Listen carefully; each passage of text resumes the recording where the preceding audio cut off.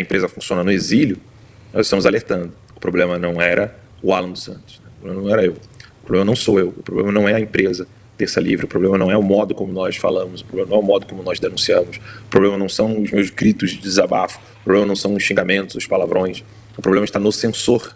Ou seja, as pessoas ficaram tentando encontrar razoabilidade ou um discurso razoável para tentar explicar por que o estuprador estuprou a menina, né? Ou seja, não é porque ela é bonita, não porque ela está com as pernas de fora, ou porque ela tem a perna grossa, ou porque ela é loirinha, não porque ela é aquela morena que todo mundo deseja. Enfim, ninguém quis discutir sobre os absurdos do estuprador, ou seja, usando essa analogia aqui, ninguém discutiu a gravidade da decisão do censor. E agora, Alexandre de Moraes continua com a sua censura, censurando rádios, censurando TVs, né? A Jovem Pan é uma TV hoje, censurando na cara dura. E um jornal de opinião, ele tem que emitir opinião, e agora o Alexandre de Moraes está dizendo quais opiniões que podem ser faladas no meio de comunicação. Ele fez isso com o Terça Livre, agora está fazendo com a Brasil Paralelo e agora está fazendo com a Jovem Pan. E se as emissoras de rádio em todo o Brasil e as TVs de todo o Brasil não derem um basta nas decisões do Alexandre de Moraes, a situação tende a piorar cada vez mais, e aí só existirão rádios e TVs que são amigas de quem está exercendo o poder de censurar. Alan, sempre que a mídia se refere ao seu nome, ela se refere de forma pejorativa. O blogueiro, o youtuber. Quem é o Alan dos Santos? Eu não quero que você fale para o seu público do Terça Livre. Eu quero que você fale para o meu público. Aquele senhorzinho, o seu João, a dona Maria, aquele pessoalzinho que está aqui nos rincões do Nordeste. Quem é e o que fazia o Alan dos Santos no Brasil? Eu cuidava de moradores de rua durante 6 anos, por isso que eu morei em Fortaleza, porque eu cuidava de moradores de rua lá, no Damas e no Papicu, nos desses 2 bairros de Fortaleza, e lá tinha também uma chácara no Eusébio, onde a gente cuidava de moradores de rua, numa comunidade franciscana chamada Toca de Assis. De lá eu fui para o seminário, me formei em filosofia.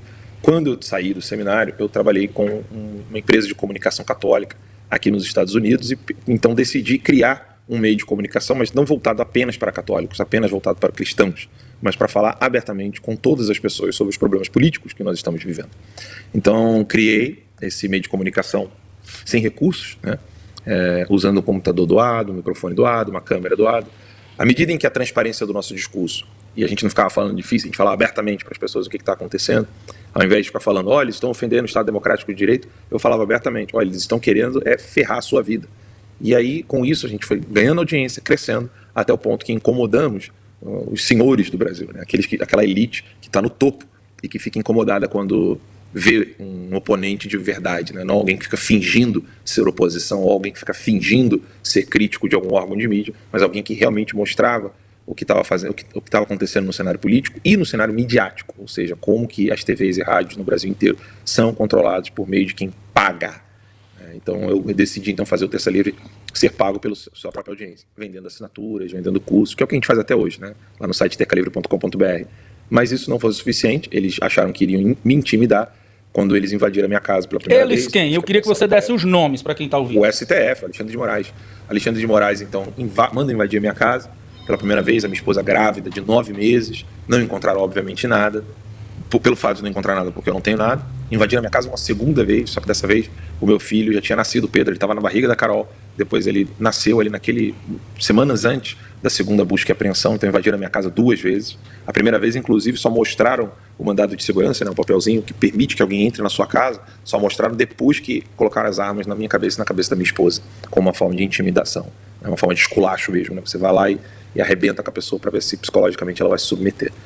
Isso tudo aconteceu no Brasil, eu não me calei, pedi asilo aqui nos Estados Unidos, hoje eu sou um asilado aqui nos Estados Unidos, estou no exílio e consigo continuar me comunicando com o povo brasileiro, alertando dos problemas que estão acontecendo. Óbvio que, à medida em que eu vou alertando, as pessoas só vão acreditando conforme as coisas vão acontecendo.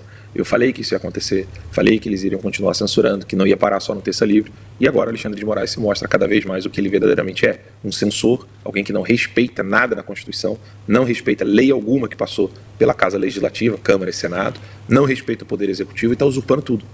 Alan, tudo isso começou, como você disse lá atrás, eu fiz questão de você dizer quem você era, para as pessoas entenderem que eu não estou conversando com um bandido. Eu estou conversando com uma pessoa de bem, um pai de família, um jornalista que teve a sua vida devassada, de uma hora para outra. De repente, se viu numa situação que tinha que sair às pressas do Brasil e hoje vive no exílio, nos Estados Unidos, por censura. Esse é o nome. Não adianta falar bonito, não adianta dizer outra coisa. O Alan hoje é um exilado porque falou o que pensava. Alan, como é a vida de um exilado? O que é que você tem sentido nesses meses? Acho que tem anos já que você está aí, né?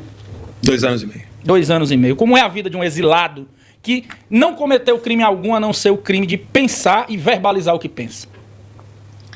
Olha, eu confesso que não é nada fácil, porque eu acordo, vou lá, escovo meu dente, olho para a parede, sento no computador, vejo alguma matéria para colocar no site, faço uma pautazinha para o programa à noite, converso com a minha esposa, meus filhinhos, pelo celular, para que eles não se esqueçam de mim.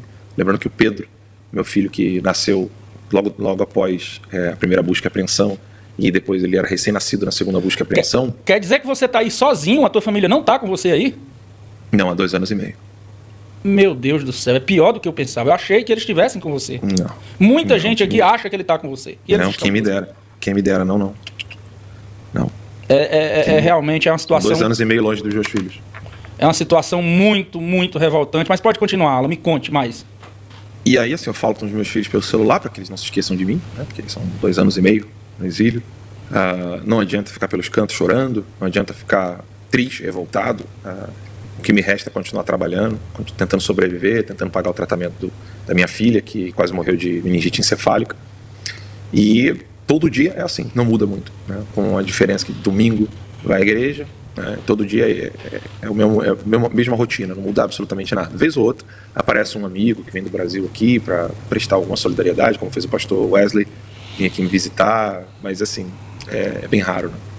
Alan, eu não vou nem falar o quanto eu acompanho o seu trabalho, o quanto eu vejo o que você faz, e eu sempre tenho visto você dizer que tem muita gente romantizando o que está acontecendo, tem muita gente que não está levando a sério o que está acontecendo no país. De uns dias para cá, o passo aumentou. Ela vinha lento, teve aquele problema com você, e o resto tudo muito blasé, muita conversinha, mas de um dia para cá, a escalada aumentou. Aí vem Brasil Paralelo, vem Jovem Pan, vem pedidos de retirada de perfis como o Nicolas Ferreira. Aí uma gama de pessoas. Constantino, você já está no seu 16º perfil do Instagram. Toda vida que você bota, eles derrubam. Eles é o STF, eu quero ser bem claro aqui. O Alexandre de Moraes, para ser mais específico.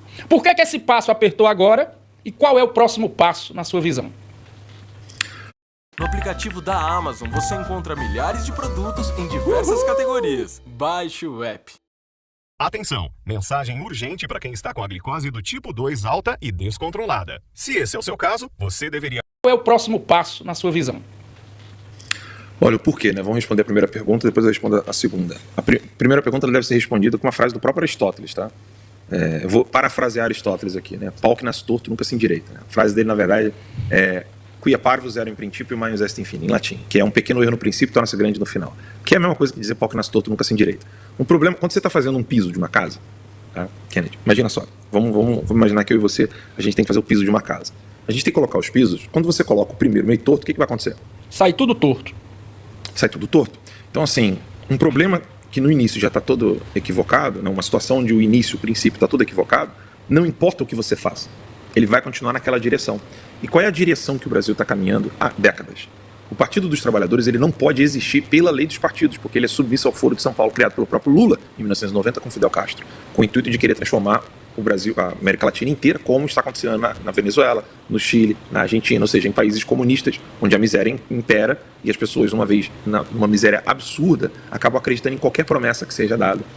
E à medida em que as promessas vão demorando, cada vez mais esses comunistas ganham poder. Esse foi o grande erro. Então, deixaram isso acontecer, deixaram o Lula ser candidato, deixaram o PT ser criado.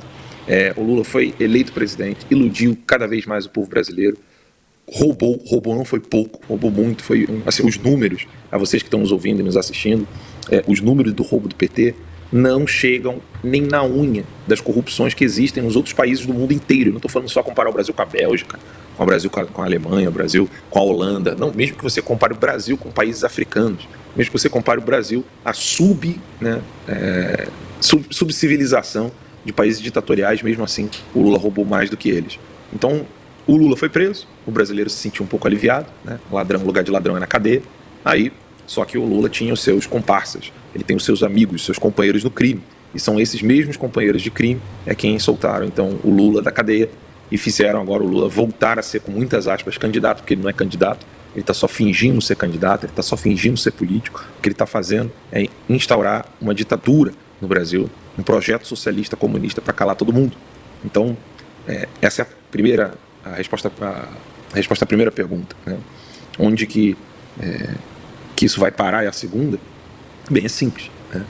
O Lula, ele quer manter essa aparência de democracia, essa aparência de liberdade, censurando, sempre usando termos bonitinhos, como ele usou na entrevista última agora, ao chamado Flow Podcast, onde ele diz o seguinte, ele virou lá e falou assim, o apresentador vira para ele e fala assim, tá, mas e o que aconteceu com o Alan dos Santos? O Lula fala, não, também sou contra destruir a vida da pessoa, mas tem que educar essas pessoas. Ou seja, quem é o Lula para dizer que ele tem que educar uma pessoa que emite a sua opinião? Quem tem que educar quem emite opinião é professor, e mesmo assim não é nem no sentido do Lula.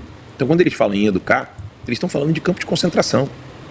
Agora, só que fica feio você colocar uma cerca, botar a pessoa presa num lugar sob o título de campo de reeducação. Só que é exatamente isso que Hitler falou. Era exatamente isso que o Stalin falou. Então o que o Lula está dizendo, ele está só seguindo, né, nada mais, nada menos do que disse Hitler e o que disse Stalin na União Soviética, lá na Rússia. Então ele está querendo criar esses campos de concentração. Primeiro eles precisam intimidar. Quem aqui vai se submeter, quem aqui vai ficar calado, quem aqui vai abaixar a cabeça. Aí você tem um número de pessoas que acabam sempre se submetendo, baixando a cabeça, ficando quieto. E tem aqueles que vão dizer, não, a minha liberdade eu não vendo, a minha liberdade eu não negocio. E aí a esses você tem que fazer de tudo para prendê-los. E se eles não conseguirem ser presos, você precisa matá-los. Que é exatamente o que o PT está querendo fazer hoje, não só comigo, mas com todo mundo. É isso, Alan, que eu tenho percebido, e é isso que às vezes eu tenho dificuldade de colocar na cabeça das pessoas, principalmente das mais humildes. O que é que a gente poderia dizer para essas pessoas, para de alguma forma alertá-los, para de alguma forma a gente mostrar o que está por trás de tudo isso? O que é que você diria para essas pessoas menos esclarecidas, inocentes? Porque eu tenho uma frase que ela é muito simplória, mas ela é muito real. Na minha opinião, só tem dois tipos de eleitores do PT. Ou aquele camarada que é desinformado, é ingênuo, ou mau caráter. Não consigo ver uma terceira opção. O que é que você diria para os mau caráteres? A gente não diz nada. São vagabundos e pronto. Eu ia falar isso agora. E para os desinformados, o que é que você diria? Para aqueles que são iludidos, para aqueles que acreditam na picanha, na cerveja, você sofrendo o que você está sofrendo, vendo o que você está vendo, o que é que você diria para eles? Para de alguma forma alertá-los. Olha, sendo curto e grosso, né, a única coisa que eu posso dizer para uma pessoa que está querendo votar no PT por desilusão é que ela não vai aprender nada do que eu tenho a dizer para ela. Só depois que ela sofrer bastante é que ela vai se dar conta do que está acontecendo. Mas, para que ela lembre-se do que eu estou dizendo, basta entender o seguinte. O Lula é um mentiroso quanto mais. Ele fala isso abertamente. Né? O político tem que mentir, porque a mentira ela se alastra. Né? Enquanto que a verdade ela precisa ser ali conquistada pouco a pouco. Então uma vez que você alastra a mentira, você espalha a mentira, depois fica muito difícil para você juntar as peças. Né? Como é muito mais fácil quebrar um prato do que fazer um prato. Né? Se eu pegar um prato aqui de porcelana, o trabalho que dá para fazer um prato é muito grande. Agora para quebrá-lo é muito fácil. Depois você tem que juntar os cacos, você não consegue juntar tudo, e mesmo que você vá colando peça por peça, vai ficar sempre um caquinho pequenininho, cortante, né? Bem cortante, que vai ficar fora quando você juntar o prato novamente. As pessoas estão se iludindo porque acham que o PT é quem tem que dar para elas aquilo que elas têm o direito de ter, que é comida, casa, educação, segurança, transporte, etc. Acontece que, como é que você vai acreditar que alguém vai me dar algo, quando na verdade, se eu tiver esse algo, nunca mais eu vou precisar dessa pessoa? É a pergunta que não quer calar. Se o brasileiro hoje, mais pobre, precisa do PT para poder ter alguma coisa, significa que o PT vai ter que sempre manter essas pessoas precisando de alguma coisa. Porque, do contrário, o PT não vai conseguir mais usá-las como massa de manobra. E aí essa pessoa que está na necessidade, ela nunca vai sair do estado de necessidade. Ela vai estar sempre precisando mais, precisando mais, precisando mais. E aí vem o ponto. Quem é que o Lula mais favorece e sempre favoreceu mais? Nunca foram os pobres, sempre foram os banqueiros? Quais banqueiros estão declarando abertamente apoio ao Bolsonaro? Bem, basta ver. A dona do Itaú é petista. Ela defende a esquerda. Ana Lúcia Vilela. Ela e o irmão dela. E quando é que eles criaram um banco? Criaram com favorecimento, né, da elite, do governo. E aí depois, quando o PT veio a existir, né, isso estou falando dos pais dela, dos avós dela, da Ana Lúcia Vilela. E depois, quando o PT veio, o Itaú virou o banco que é hoje. Esse banco grandioso. E se realmente o Bolsonaro fosse alguém que favorecesse a elite, onde estariam os banqueiros? Apoiando o presidente Bolsonaro. Só que todo mundo está vendo que não é bem assim. Então, quem é que sai beneficiado com a estratégia socialista, comunista e nazista do Lula? Quem sai beneficiado são os bilionários e os bancos.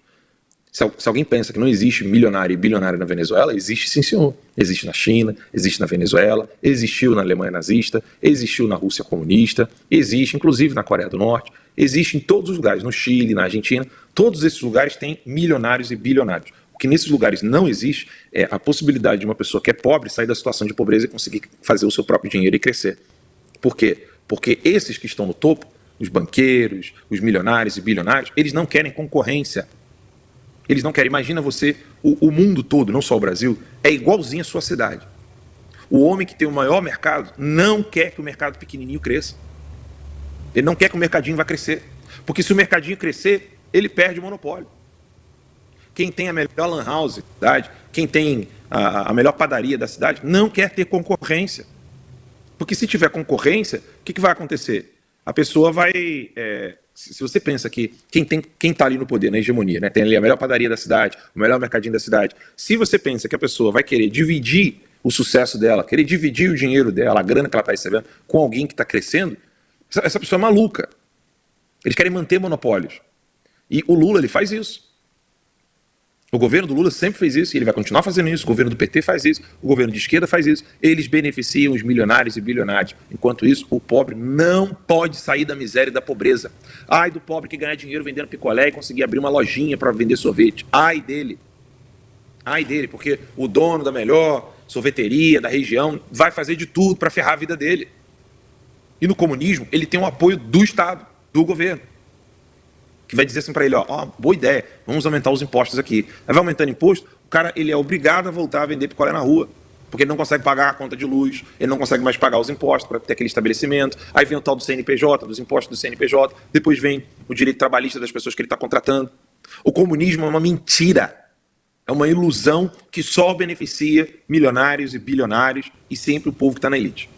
Eu queria que você tirasse outra dúvida do nosso público ouvinte, de quem está assistindo a gente nas redes sociais. Muita gente, Alan, aqui principalmente no Nordeste, faz a pergunta: o Lula não vai fazer isso, sabe por quê? Porque lá atrás ele não fez. No primeiro governo ele não fez. Tudo isso que vocês estão dizendo é mentira. Ele não fez lá, por que vai fazer agora? O que foi que mudou, Alan? Ele fez. Quando ele liberou os créditos, o brasileiro estava conseguindo comprar trator, não estava? Tava. Tava ou não estava? Tava. Então, o que acontece? Eu vou tentar usar aqui coisas materiais para dar exemplo aqui, mas vamos lá. Eu vou pegar um cigarrinho aqui, tá?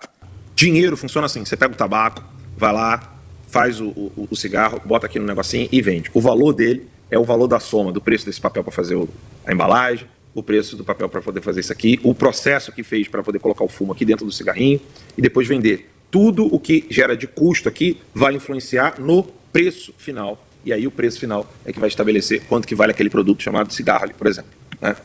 E dinheiro é assim, dinheiro real é assim. Agora, dinheiro imaginário, que é o seguinte, te dou um crédito aqui agora, você vai ter dinheiro para você poder fazer o que você quiser. Quando você gastar e aquele dinheiro não voltar a cair na sua conta, o que acontece com aquele dinheiro? Se você gastou aquele dinheiro, você não vai receber ele de volta. Se você não investiu naquele dinheiro, se você não colocou o dinheiro em alguma outra coisa que faça produzir dinheiro, o que vai acontecer? Você vai ficar sem dinheiro. Você vai gastar o dinheiro e ele vai sumir. É exatamente isso que o Lula fez quando ele deu crédito para o povo, porque o crédito ajuda o banqueiro. O banqueiro ama crédito, ele adora, porque quando ele está numa situação emergencial, ele vira para o governo e fala assim, olha, estamos aqui com uma inadimplência muito grande, tem muita gente que não pagou os créditos que foi liberado, e agora como é que eu faço? Aí o banco não pode quebrar, o banco não pode parar de funcionar, o governo vai lá e injeta mais dinheiro. Mas de onde veio o dinheiro que o governo colocou no banco? O dinheiro é exatamente os impostos que você pagou ao produzir o seu produto. Ele vai aumentando, vai aumentando, vai aumentando, vai aumentando, e cada vez mais esse mesmo dinheiro é jogado no colo dos banqueiros. É exatamente isso que o Paulo Guedes estava desmontando e destruindo, é exatamente isso que o presidente Bolsonaro estava desmontando e destruindo. Só que, óbvio, se você não sabe como funciona um banco, porque você nunca teve um banco, eu também não tive, mas eu tive que estudar isso. Agora, se você não sabe como funciona um banco faz dinheiro como, gente? Todo mundo coloca o dinheiro lá na casa do cara. Vamos imaginar que, vamos fazer um banco no Velho Oeste? Vamos, Kennedy, eu e você? Bora. Só eu e você aqui no Velho Oeste. Aí você tem aí 10 moedas de ouro, eu tenho 5 moedas de ouro, e aí o pessoal, vamos dizer que tem 7 ou 8 pessoas aqui que tem mais 5 moedas de ouro, eles querem colocar esse dinheiro em algum lugar. Então o banco nasceu por causa da proteção, o dinheiro não será roubado. Esse foi o primeiro motivo dos bancos existirem. Para você colocar ali uma quantia grande de moedas de ouro ali, fica ali e ele existe. Só que tem um problema. O que o banco vende? O banco vende juro, crédito. Exatamente. Então, a moeda, o produto do banco é o seguinte, você coloca o teu dinheiro aqui e esse dinheiro tem um valor para ficar aqui dentro. Agora, o que acontece quando eu te dou um crédito e você não tem como me pagar? Eu vou aumentando os juros e aí você, ao invés de pagar 5 por isso aqui, você vai pagar 10, 15, 20, só que você vai pagar devagarzinho, aí você não vai sentir. O banco vai ganhando dinheiro é com juros, só que os juros do banco, ele precisa ser regulado de alguma maneira pelo próprio governo. E se o banco não tiver o dinheiro que saiu, se ele não voltar, para diminuir a inflação e não quebrar o país inteiro, o governo injeta dinheiro nos bancos. O Lula é o presidente dos banqueiros. Ele é o presidente dos narcotraficantes. Ele é o presidente da elite bilionária e milionária desse país. A Bíblia se contradiz? Como você me explica esses 2 versículos agora? Deus não é homem para que minta. Bilionária e milionária desse país. Essa é a verdade. Quantos Lula é o presidente dos banqueiros? Ele é o presidente dos narcotraficantes. Ele é o presidente da elite bilionária e milionária desse país. Essa é a verdade. Quantos Luciano Hang estão apoiando o Bolsonaro? São poucos. Pouquíssimos. Por quê? Os milionários têm medo. Pro bilionário, ele faz o quê? Ah, não, esse negócio político aí pode mudar de hoje para amanhã eu perco, né, a minha segurança, porque amanhã vai vir um oponente, eu posso me ferrar. É isso que está acontecendo. Por que esses artistas da Globo apoiam o Lula? Porque o Lula sempre beneficiou a Globo. E a Globo detém monopólio. Você que tem em casa me assistindo, você acha que é normal todo país ter uma Globo? Tem não. Pergunta para qualquer pessoa que mora em outro país. Tem várias TVs disputando a audiência. No Brasil, não. Todo mundo só tem acesso à Globo porque a Globo é quem tem mais dinheiro para poder chegar em todos os lugares. O SBT não tem, a Record não tem, a Band não tem, a Jovem Pan não tem. Então a Globo é o que é, primeiro, porque o Roberto Marinho recebeu o apoio dos militares, foi beneficiado pelos militares, e depois, quando eles viram que os civis iam assumir, a Globo falou igual uma prostituta, virou e falou assim, agora eu quero servir aos civis, com muitas aspas. Quem eram esses civis? Eram todos comunistas, como é o senhor Fernando Henrique Cardoso e Luiz Inácio Lula da Silva. E agora a Globo come na mão deles. E você percebe, Alan, que a Globo não sofre nenhum tipo de retaliação por parte do STF, por parte do TSE. Eles cobram isonomia. O que aconteceria contigo se você dissesse que o general Heleno estava ameaçando a Venezuela e poderia entrar em guerra a qualquer momento? É, complicado. Num tweet falso. Não, no tweet falso. O que aconteceria contigo? Aí a Polícia Federal estava na minha porta na outra hora. A Globo fez isso em rede nacional, no Jornal Nacional. Faz todo dia. Faz todo santo dia. Você assiste a Globo News, você assiste a Globo. O Jornal Nacional tá de dar nojo. É a pauta do começo ao fim. Bolsonaro. Bolsonaro. Você lembra do porteiro? Sim, lembro. Do condomínio do Jair, responsável pela morte da Marielle. A Globo divulgou uma mentira gravíssima, colocando a honra e um problema criminal para cima do presidente Bolsonaro. É algo assim assustador que a gente está vendo no país. São 2 pesos e 2 medidas de forma descarada. Mas por que nos últimos dias eles perderam o medo? Eles estão pro tudo ou nada? Eles sabem? Eles sentem que podem perder a eleição? Eles sabem que estão fazendo porque eles vão continuar seguros.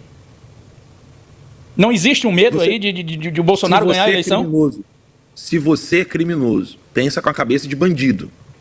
Eu sei que é difícil isso para nós, mas a gente tem que pensar assim para entendê-los. Se você é bandido, criminoso, você tem sangue nas mãos, Celso Daniel e tantas outras coisas que já aconteceram de morte de pessoas dentro do próprio PT.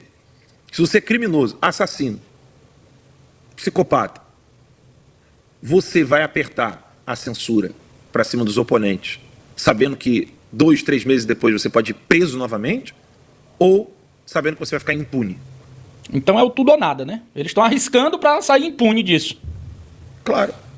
Mas é isso que eu pergunto. Isso aumentou assim de forma sensível de uns 10 dias para cá. Você acha que, no fundo, eles sabem que corre um sério risco de perder a eleição? Não, eu acho que eles têm certeza que eles vão conseguir vencer. Com base em quê? Fraude? Provavelmente. É muito grave, né? Muito grave, né, Alan? E aí a pergunta que não quer calar. Como resolver isso? A população não pode aceitar. Ela não pode aceitar nem as eleições. Pelo fato de você ter uma empresa censurada de comunicação. Não tem eleição enquanto não deixar paralela em todo mundo. Enquanto você ter mídia, imprensa, sendo calada, censurada, não pode ter eleição. Essa é a minha opinião. Como é que você pode ter eleição num lugar onde o censor é quem vai contar os votos depois? Eu compreendo, mas quem entraria nisso para resolver a situação? Ah, não, pra mim não tinha que ter um responsável pra fazer isso, não. Tinha que ser o povo. Todo mundo ir pra rua e acabou. Não sai mais. Então essa Enquanto história Alexandre de Moraes estiver lá. de povo esperar por exército, esperar por presidente... Não, esquece. Esquece. O general ele tem um salário que o povo não tem, então ele tá muito tranquilo. E continuará tendo, independente do resultado. Ele vai prestar continência pra comunista e pra patriota, não importa. Ele vai continuar tendo o salário dele. Então, Alan, assim, a sua visão é uma visão bem pessimista do futuro, né? Eu não digo pessimista, é realista. Sabe por quê, Kennedy? Olha só, eu não posso dizer que uma menina bonita ela chega para marcar uma consulta com o médico, aí ela vai com uma roupa decotada, quando o médico tá ali, dentista, tá só ela e o médico, ela tranca a porta, ela bota a mão na bunda do médico, ela bota a mão do médico no peito dela, ela esfrega o pescoço dela na cara do médico, ela começa a arrancar a roupa. Eu não posso olhar tudo isso e dizer o seguinte: não, essa menina que está querendo dar pro médico. Ah, não, ela só está querendo tratar o dente. De tudo que está acontecendo até agora. Fechamento do Terça Livre no Brasil. Político preso. Presidente de partido preso. Wellington Dias, jornalista. Tornozeleira eletrônica até hoje. Wellington Macedo. Cadeira de rodas. De tudo isso que está acontecendo. Alguém virar para mim e falar assim: não, do nada vai ter uma normalidade na hora da contagem dos votos. Sendo que quem fez tudo isso com essas pessoas é quem vai contar os votos. Eu não sou pessimista ou otimista, eu sou realista. Quem vai contar os votos é o ex-advogado da Transcooper? A empresa que foi acusada de ligação com o PCC, com o narcotráfico? É pessimismo ou realismo? Eu vejo como realismo. E essa esperança que o povo deposita nas Forças Armadas? Tem muita gente dizendo: não, mas o Exército está de olho, o Exército está olhando e tal. O que é que você diria para essas pessoas? Mas pode estar de olho, pode estar fazendo o que for. Até o Exército tem medo se o povo não sair para as ruas e fizer alguma coisa. Então o povo tem mais é que esquecer o Exército, ir para a rua e impor aos generais das Forças Armadas que eles têm que fazer alguma coisa. O brasileiro tem que parar com essa coisa de ficar batendo na porta dos outros e mendigando. Por favorzinho, vem me ajudar. Por favor, não. General, tira essa bunda da cadeira e sai agora para cumprir a Constituição. Artigo 220, nenhum órgão de mídia pode ser calado. Eu não estou falando de intervenção militar, não. Eu não estou falando de botar tanque na rua, não. É só dizer o seguinte: opa, essa ordem aqui não pode. É só isso. Não precisa invadir STF, não precisa prender ministro, não precisa fazer nada. É só virar para todo mundo e falar assim: ó, podem continuar emitindo as suas opiniões. Os dois lados, os comunistas e os não comunistas, podem falar à vontade. Quem for censurado aqui agora, nós vamos garantir a lei e a ordem. Acabou. E hoje não tem nenhum movimento nesse sentido por parte das Forças Armadas? Nada? Não. Estão com seus salários em dia. Meu Deus. Alan, eu não quero mais tomar o seu tempo, a gente já está com quase 1 hora de entrevista. Eu queria que você se dirigisse aos seus irmãos nordestinos, seus irmãos brasileiros, as pessoas que estão acompanhando pelas redes sociais, pelas rádios, e dissesse o que tem no seu coração agora. Olha, a primeira coisa é dizer que o melhor lugar que eu já morei na minha vida foi Fortaleza, pelo clima, pelo povo. E se tem uma coisa que eu aprendi convivendo com as pessoas do Ceará, com as pessoas do Nordeste inteiro, porque eu viajei muito pelo Nordeste, Natal, João Pessoa, na Paraíba. Se tem uma coisa que eu aprendi, é que o nordestino, ele não se submete. Está na hora do povo entender que eles têm poder. Vocês não podem se submeter a nada nem a ninguém. Vocês é que saíram do Nordeste para poder batalhar e construir o Sudeste que existe hoje. Não se submetam, vocês são valentes, vocês são fortes. Não se submetam a nenhum político mentiroso, canalha, sem vergonha, bandido e ladrão. Honrem a grandiosidade de não se submeter como fez o padre Cícero. Honrem a grandiosidade de não se submeter como fez o Frei Damião. É necessário não se submeter. E vocês, eu não quero dizer o que vocês têm que fazer. Eu só quero que vocês imponham o que vocês querem. Alan, muito obrigado por mais uma vez estar disponível para a gente, disponível para o rádio, para as redes sociais. E receba o meu abraço, o meu respeito e mais uma vez a minha admiração. Muito bom lhe ver e tenho certeza que em breve será pessoalmente. Ou você aqui, ou eu aí. Como você diz, às vezes os irmãos vão aí, vou aí. Se Deus quiser lhe dar um abraço, mas eu tenho certeza que você vem antes para cá e vai ser recebido no seio dos seus amigos e no seio da sua família. Fique com Deus, meu irmão. Muito obrigado, viu? Obrigado, eu que agradeço. Deus te abençoe. Amém. Valeu, Alan. De acordo com